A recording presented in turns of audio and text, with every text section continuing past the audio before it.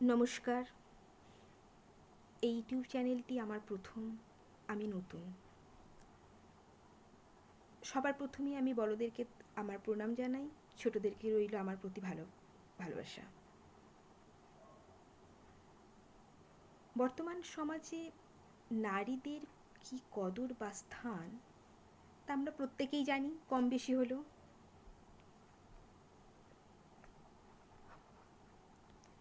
এই নারীরকে নিয়ে বিভিন্ন কবি, বিভিন্ন লেখক, বিভিন্ন সাহিত্যিক বলুন, বিভিন্ন গুণী মানুষেরা বিভিন্ন কথা বলে থাকেন। আমরাই সেই নারী, কিন্তু যে আমাদের গর্ভ থেকেই সকল সন্তানেরা হন, আমাদেরকে সম্মানও দেওয়া হয়। আজকে আমার ভালো লাগা একটি কবিতা আপনাদেরকে শোনাবো পাঠ করে।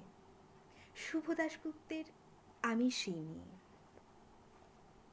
আমি সেই মেয়ে, বাসে ট্রেনে ট্রামে রাস্তায় যাকে আপনি রোজ দেখেন, যার শাড়ি, কপালে টিপ আর কানের দুল আর পায়ের গোড়ালি আপনি রোজ দেখেন, আর আরও অনেক কিছু দেখতে পাওয়ার স্বপ্ন দেখেন। স্বপ্নে যাকে ইচ্ছে মতন দেখেন, আমি সেই মেয়ে। বিহারের প্রত্যন্ত গ্রামে দিনের আলোয় যা ছায়া মারানো আপনার ধর্মে নিষিদ্ধ, আর রাতের গভীরে যাকে বস্তি থেকে তুলে আনতে পাইক বরকন্দাজ পাঠান আপনি। আর সুসজ্জিত বিছানায় যার জন্য অপেক্ষায় অধীর হয় আপনার রাজকীয় লাম্পট্য, আমি সেই মেয়ে। আমি সেই মেয়ে, আসামের চা বাগানের ঝুপড়ি কামিন বস্তি থেকে যাকে আপনি নিয়ে যেতে চান সাহেবি বাংলোয় মধ্যরাতে, আর ফায়ার ক্লেসের ঝলসে ওঠা আলোয় মোদির চোখে দেখতে চান যার অনাবৃত শরীর, আমি সেই মেয়ে। রাজস্থানের শুকনো উঠান থেকে পিপাসার জল আনতে যাকে আপনি পাঠিয়ে দেন 10 মাইল দূরের সরকারি ইদারায়, আর 20 মাইল হেঁটে ক্লান্ত বিধ্বস্ত যে রমণী ঘোড়া কাখে ঘরে ফিরলেই যাকে বসিয়ে দেন চুলার আগুনের সামনে আপনার রুটি বানাতে, আমি সেই মেয়ে।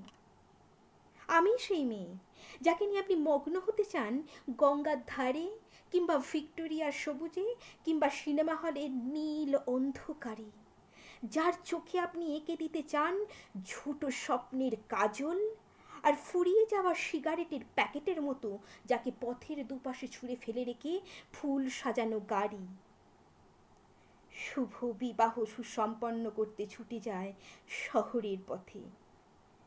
কোণে দেখা আলোর গোধূলিতে একা দাঁড়িয়ে থাকা, আমি সেই মেয়ে। আমি সেই মেয়ে, এমনকি দেবতাও যাকে ক্ষমা করেন না অহংকার আর শক্তির দম্ভে, যার গর্ভে রেখে যান কুমারীর অপমান, আর চোখের জলে কুন্তি হয়ে নদীর জলে ভাসিয়ে দিতে হয় কর্ণকে আত্মযোগে, আমি সেই মেয়ে। সংসারের অসময়ে আমি ভরসা, আমার ছাত্র পড়ানো টাকায় মায়ের ঔষধ কেনা হয়, আমার বাড়তি রোজগারে ভাইয়ের বই কেনা হয়, আমার সমস্ত শরীর প্রবল বৃষ্টিতে ভিজতে থাকে, কালো আকাশ মাথায় নিয়ে আমি ছাতা হয়ে থাকি, আর সেই ছাতার নিচে সুখে বাঁচে আমার সংসার। আপনি আপনি আপনারা আপনারা আমার জন্য অনেক করেছেন, সাহিত্যে, কাব্যে, শাস্ত্রে, লোকাচারে আমাকে মা বলে পুজো করেছেন, প্রকৃতি বলে আদিক্ষেতা করেছেন, আবার শহরগঞ্জের কানা গলিতে ঠোঁটে রং মাখিয়ে কুপি হাতে দাঁড় করিয়েও দিয়েছেন। হ্যাঁ, আমি সেই মেয়ে। একদিন হয়তো, একদিন হয়তো অন্য কোনো একদিন আমার সমস্ত পোশাক ফেলে দিয়ে আমি হয়ে উঠব অসামান্যা।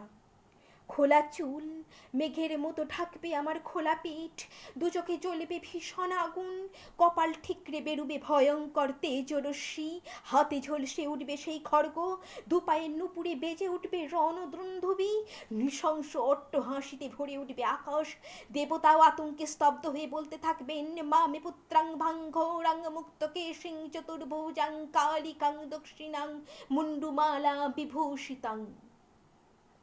বিভৎস দাবানলের মতো আমি এগোতে থাকব, আর আমার এগিয়ে যাওয়ার পথের দুপাশে মুন্ডহীন অসংখ্য দেহ ছটফট করতে থাকবে। সভ্যতার দেহ, প্রগতির দেহ, উন্নতির দেহ, সমাজের দেহ। হয়তো আমি সেই মেয়ে, হয়তোবা হয়তোবা।